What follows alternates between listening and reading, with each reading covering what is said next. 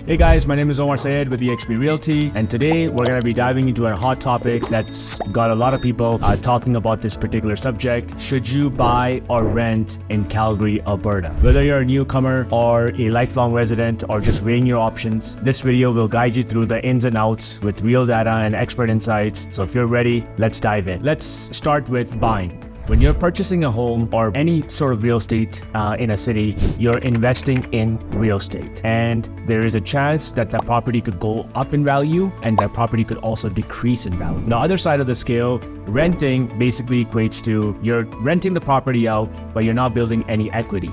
And what is equity? You're probably wondering. I'll explain that to you guys momentarily. But when you're renting, essentially you're paying a monthly fee to live in a property without gaining any equity in that property. What is equity? In simple terms, if your home is worth $300,000 and you owe $200,000 on your mortgage, your home equity would be $100,000. This equity can increase as you pay down your mortgage or as the property value increases. So pretty straightforward, but there's more to consider, like upfront costs, market trends. So we're gonna break that down.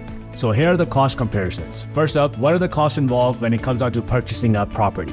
Okay, when it comes down to owning your own personal home. The upfront cost of buying a home in Calgary typically includes a down payment. In simple terms, the more upfront money you put down, the lower your mortgage payments will be. Closing costs usually involves a real estate lawyer and home inspection fees. For renters, it's usually first and last month's rent plus a security deposit. Homeowners usually deal with mortgage payments, property taxes, home insurance, and regular maintenance. Whereas renters, they just rent, which sometimes includes utilities and sometimes it doesn't. So doing a market analysis when it comes down to buying or renting, right? You need to understand what is happening in the marketplace, what's going on with the inventory levels, how are the interest rates, and where is the actual housing market headed.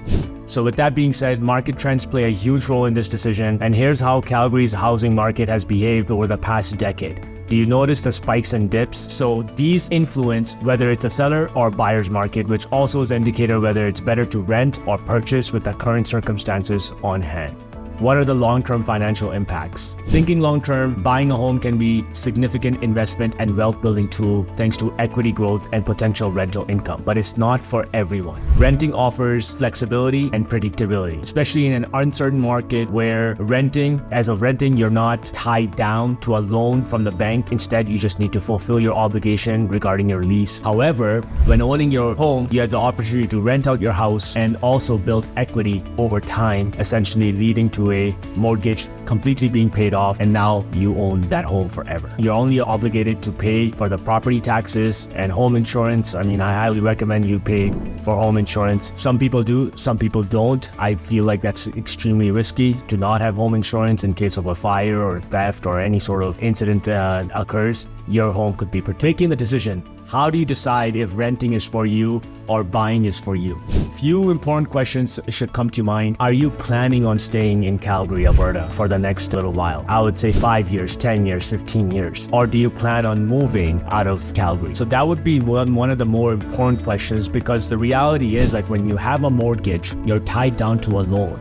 And when you're tied down to a loan, which is your actual mortgage, you owe that loan to a bank. Not until that loan is paid off, you're gonna continue to keep on making payments towards your mortgage. As of renting, you have renting on the other hand, where essentially you're only locked in on a 12-month contract. Sometimes it's 2 years, you get a little bit of a discount on your rental agreement, but other than that, you have the flexibility to move around when renting. In case of an emergency, you need to go back home, or you plan to exit the city and live somewhere else, renting might be the better option for you. However, if you plan on owning a piece of real estate in Calgary, Alberta, and you plan on saying, hey, you know what, maybe one day I could pass this house down to my kids, and so on and so forth, build this equity up so I have something for my retirement, that's a great option as well. Owning would be a better option. This comes down to personal preference. Are you looking for flexibility or stability? With renting, you have flexibility. With owning a house, you have stability. You decide which one would be the better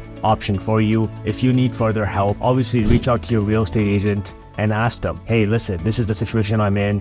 These are the questions that are on top of my head.